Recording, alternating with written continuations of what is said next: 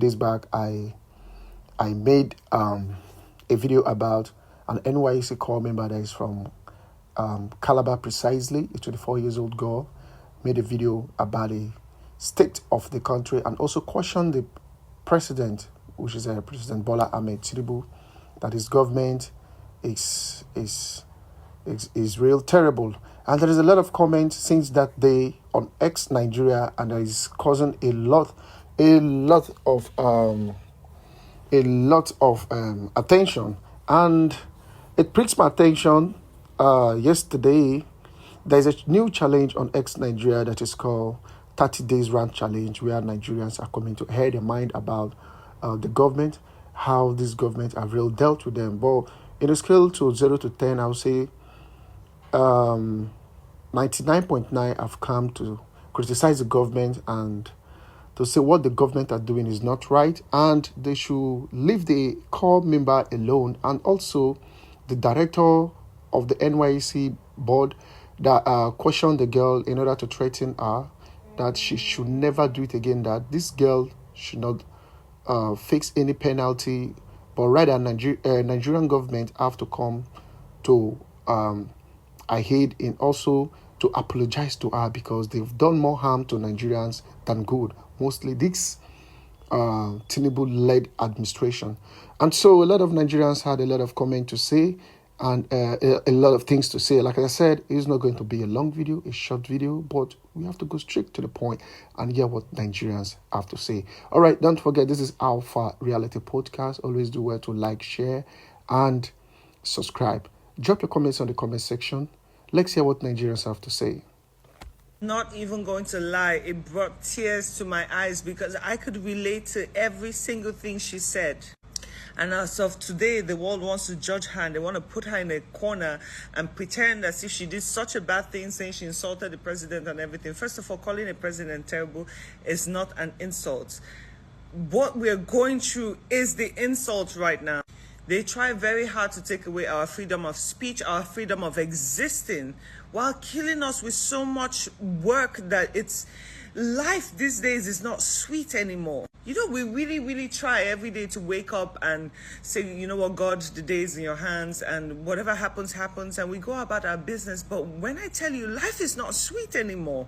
And this is based to the new government. So who are we actually supposed to cry to? And then the worst part of it, it's just like you're beating a child for no reason, beating them constantly, morning, night, next day, next year, every single moment, and you expect them not to cry.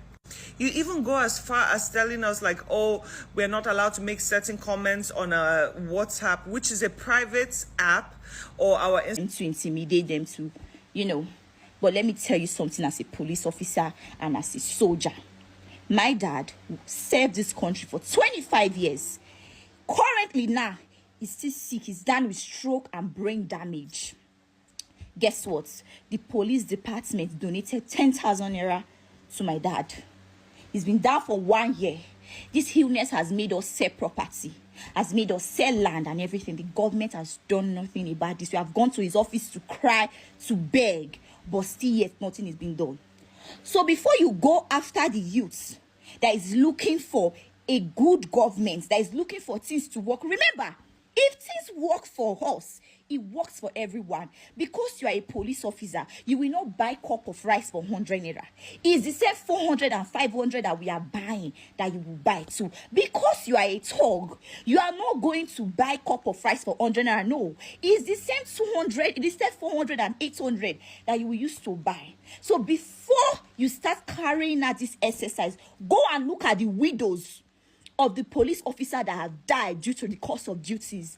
Go and look at the widows of the soldiers that died due to the course of their duties. There is no...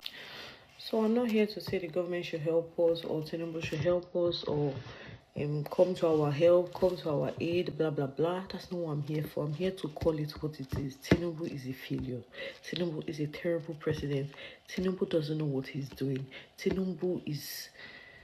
He's clueless. He's clueless. He doesn't know what he's doing. He doesn't know what he should do. He doesn't know anything. All our lawmakers are clueless. Let me just tell you what it is. And the people saying, oh, come and help us. And do you think these people are fucking blind? They're not fucking blind. They know that there is hardship. They know, but the issue is they don't give a fuck. And they feel like we don't have any power, because I don't understand how we will let 1 million people control 200 million people. And I'm just saying 1 million. I'm sure they're not up to 1 million. So out of 200 and something million, we let 1 million control 200 and something million. We need to jazz up, because we have lost tribal attributes here. Let me tell you, Nigerians, tribe has destroyed us. Does Lagos actually stink? Yes, some part of Lagos actually stinks. And what causes stinking? Pollution of the environment. Some other parts of Nigeria also have places that stink. Not all parts, but they have places that stinks. Like some part in Aba has some places that stinks. Some part in Onitsha has some places that stinks. What makes a place to stink? When you don't take care of the waste, and the waste decomposes, and they keep heaping waste there. Maybe people excreting there, people urinating there, people throwing waste products there. It accumulates and starts producing a foul smell that can pollute the air and the environment and cause diseases to the environment. So you remember this young lady that came out to say, Lagos stinks, and then she called out President Tinubu. She said President Tinubu's government has not been doing fine and all that she's not able to say. And I'm making this video in solidarity with Toraye, the lady that called out MTN and so-called president of Nigeria, Asiwaju Tinubu. Tinubu, you are an incompetent old man. You are not my president because you never won any election to begin with, and I am not your slave. You're only in power because there is injustice in Nigeria. The people are living in fear and poverty. Our health sectors are in shambles. Economy is rotting. Graduates, professors, students, businessmen have to resort to begging, prostitution, and fraud. Meanwhile, the so-called excellencies and honorables continue looting public funds. Disgrace. And not just our political leaders, our spiritual leaders too. Preaching miracles and breakthroughs every Sunday, collecting tithes, offerings, imams. People are dying.